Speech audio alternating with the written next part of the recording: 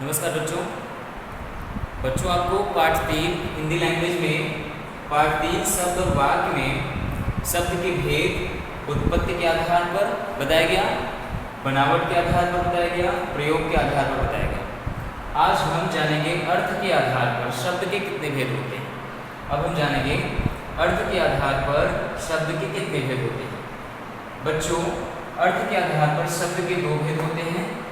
Number 1 सार्थक शब्द, number 2 निरर्थक शब्द। अर्थ के आधार पर शब्दों के 2 भेद होते हैं, सार्थक शब्द और निरर्थक शब्द। तो आइए जानते हैं सार्थक शब्द किसे कहते हैं, कैसे आप जानेंगे, कैसे पहचानेंगे कि सार्थक शब्द इन्हें ही कहते हैं। आइए देखते हैं। सार्थक शब्द परिभाषा है वर्णों के मेल से बने ऐसे शब्द जिनका कोई न कोई अर्थ होता है, वे सार्थक शब्द कहलाते हैं। अगर शब्दों का अर्थ है तो परिभाषा ये कहना चाहती है कि अगर किसी भी शब्द का कोई अर्थ है तो वो कौन सा शब्द है, सार्थक शब्द। आइए देखते हैं, एक बार और परिभाषा को पढ़ते हैं।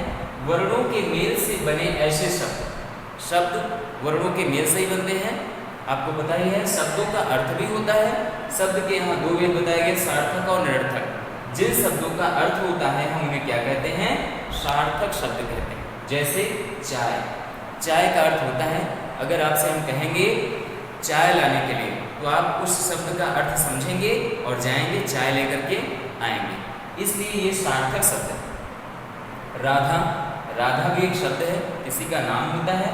विद्यालय भी एक शब्द है, इसका भी अर्थ है कि विद्यालय क्या होता है, आप समझ सकते हैं, विद्यालय का अर्थ होता है। इसलिए ये सभी कौन से शब्द हैं, सार्थक शब्द।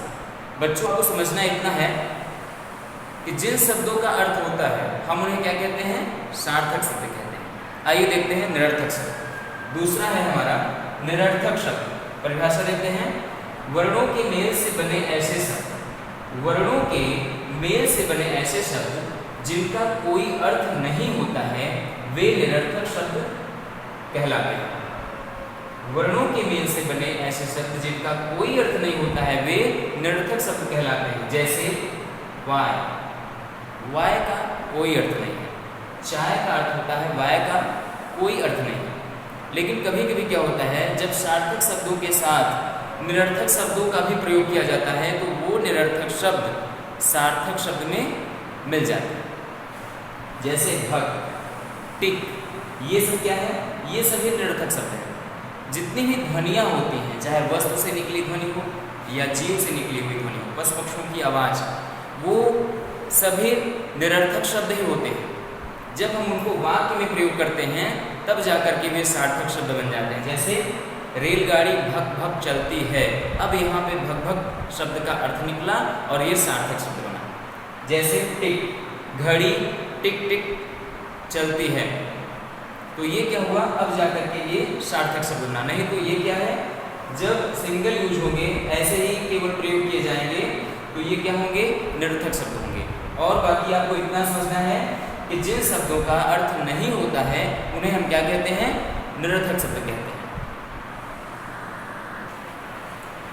आइए बच्चों समझते हैं अब वाक्य किसे कहते हैं, वाक्य क्या होता है।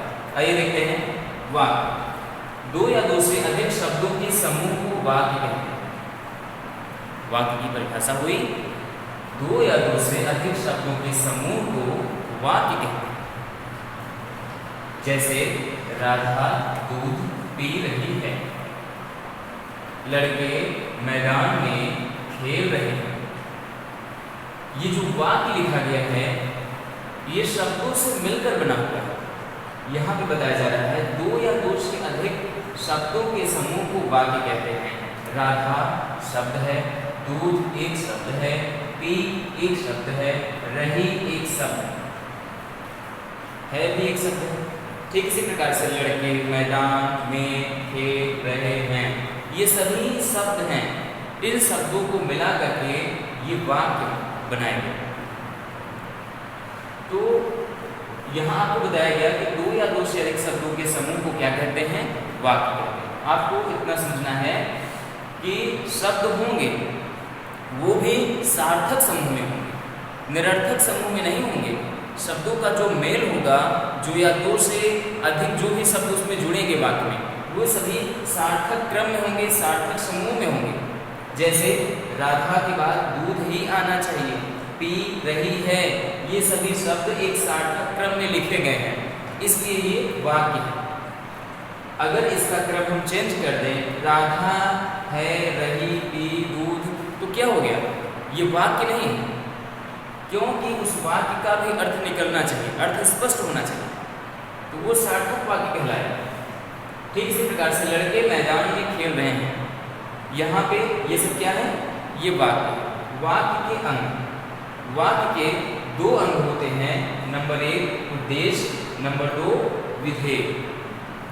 उद्देश्य वाक्य में जिसके संबंध में कुछ कहा जाता है, वाक्य में जिसके संबंध में कुछ कहा जाता है उसे उद्देश्य कहते हैं। जैसे ये वाक्य है, राधा दूध पी रही है, इस वाक्य में किसके संबंध में कहा जा रहा है? राधा के विषय में। तो राधा क्या है यहाँ पे? राधा उद्देश्य। राधा क्या है? उद्देश्य। ठीक इसी प्रकार से जैसे इसको हम समझते हैं, लड़के मैदान में खेल रहे हैं, यहाँ पे इस वाक्य में किसके संबंध में कहा जा रहा है? किसके संबंध में बोला जा रहा है? लड़के के संबंध में बोला जा रहा है कि लड़के क्या कर रहे हैं? मैदान में खेल रहे हैं। तो यहाँ पे ये जो शब्द है, लड़के जो शब्द है, ये क्या है? ये इस वाक्य का उद्देश्य है। विधेय, उद्देश्य के बारे में जो कुछ कहा जाता है, उद्देश्य के बारे में जो कुछ कहा जाए वो क्या है? वो विधेय। जैसे लड़के, ये क्या है? उद्देश्य है। उद्देश्य के बारे में बताया जा रहा है, मैदान में खेल रहे हैं, तो ये आपका क्या हो गया? ये आपका विधेय हो गया। यहाँ पे बताया जा रहा है उद्देश्य के बारे में जो कुछ कहा जाता है, उद्देश्य के बारे में जो कुछ कहा जाता है उसे क्या कहते हैं? विधेय कहते हैं। ठीक इसी प्रकार से इसको भी देखते हैं, जैसे राधा दूध पी रही है, तो राधा के विषय में, उद्देश्य के विषय में बताया जा रहा है दूध पी रही है, तो ये संपूर्ण शब्द जो भी उद्देश्य के बाद बचा, इस वाक्य में जो भी हिस्सा ये बचा, ये क्या हो गया? विधेय हो गया। एक बात और आपको समझनी है, जो भी ये शब्द है, जैसे मैदान, लड़के, में, खेल रहे हैं, ये जितने भी शब्द हैं, इनको यहाँ पे अब हम शब्द नहीं कहेंगे। क्यों? क्यों नहीं कहेंगे? क्योंकि जो भी शब्द होता है, इसको जब हम इस वाक्य से हट कर लिखेंगे, बाहर लिखेंगे, कहीं अन्यत्र लिखेंगे, जैसे यहाँ लिख रहे हैं लड़के, लिखा गया लड़के, जब इस शब्द को हम वाक्य में प्रयोग करते हैं, जब ये शब्द व्याकरणिक तौर तरीके से बन जाता है, व्याकरण के नियमों के अनुसार वो चलने लगता है, व्याकरण में बन जाता है, वाक्य में प्रयोग किया जाता है, तो उसे, उस वाक्य में हम उस शब्द को शब्द नहीं कहते हैं, बल्कि क्या कहते हैं? उसको हम क्या कहते हैं? पद कहते हैं। ये आपको ध्यान देना है।